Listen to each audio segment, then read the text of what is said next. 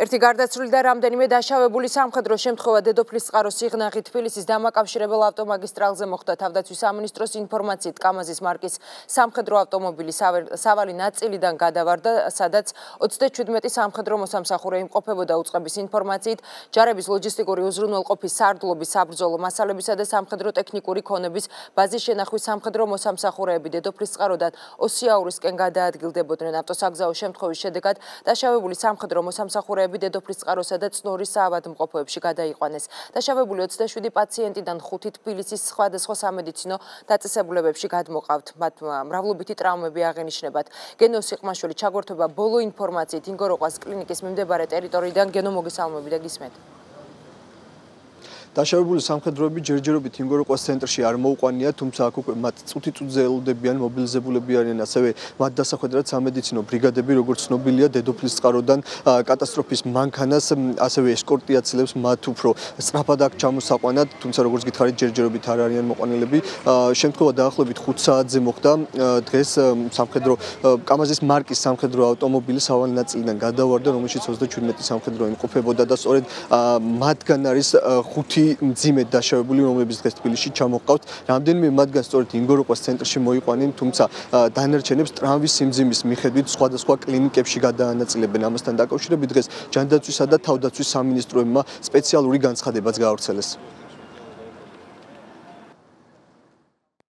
დედოფლის წყაროს სიღნაღით თბილისის დამაკავშირებელ ავტომაგისტრალზე სოფელ ბოდბეს მიმდებარე ტერიტორიაზე კამაზის მარკის სამხედრო ავტომობილი სავალი ნაწილიდან გადავარდა, რომელშიც 37 სამხედრო მოსამსახურე იმყოფებოდა.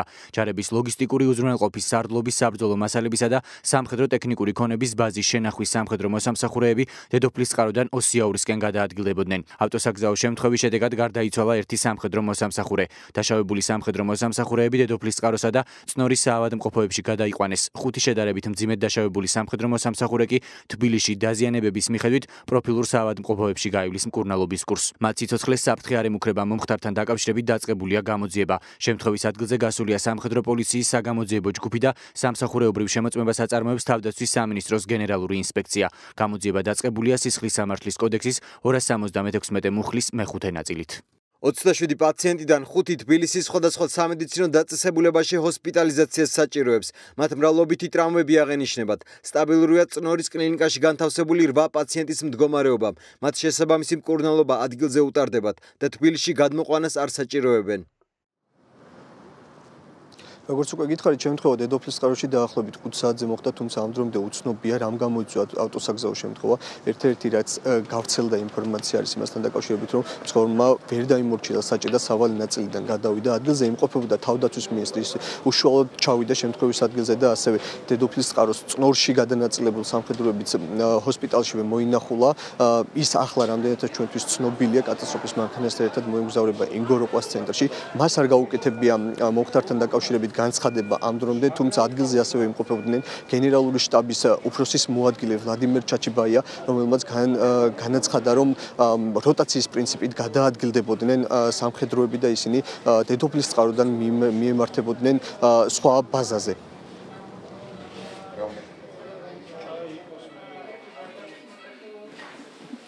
ხორციელდებოდა ჩვეულებრივი როტაცია, ჩვენი სამხედროების გადაადგილება მიმდინარეობდა კამაზის ტიპის ავტომობილით, დედოფლის წყაროდან ოფლისციხის მიმართულებით, რადგანაც მოხდა ავტოსაგზაო შემთხვევა. ამ კუთხით მიმდინარეობს გამოძიება, ზედმეტს ამასთან დაკავშირებით ვერ ვიტყვი.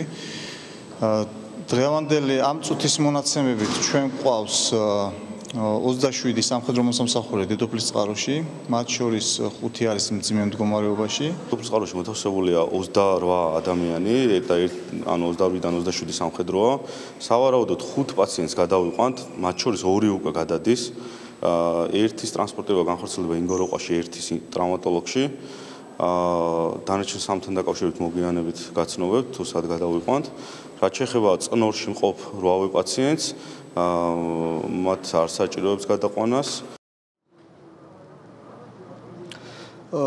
მომხდარის შედეგად ერთი სამხედრო მოსამსახური არის გარდაცვლილი, ამასთან დაკავშირებით საქართველოს პრეზიდენტმა გიორგი მარგველაშვილმა სამძიმრის წერილი გამოაქვეყნა, მან დაღუპულის ოჯახის წევრებს მიუსამძიმრა, როგორც უკვე გითხარით, ჩვენ ინგოროყვეს ცენტრში ვიმყოფებით, ველოდებით კატასტროფის მანქანით დაშავებულების გადმოყვანას, გავრცელებული ინფორმაციით თავდაცვის მინისტრთან ერთად ინგოროყვეს ცენტრში ასევე ჯანდაცვის მინისტრიც მოვა, ჩვენ ვრჩებით ადგილზე და თავდაცვის მინისტრი თუ გააკეთებს განცხადებას, ამას პირდაპირ ეთერში შემოგთავაზებთ.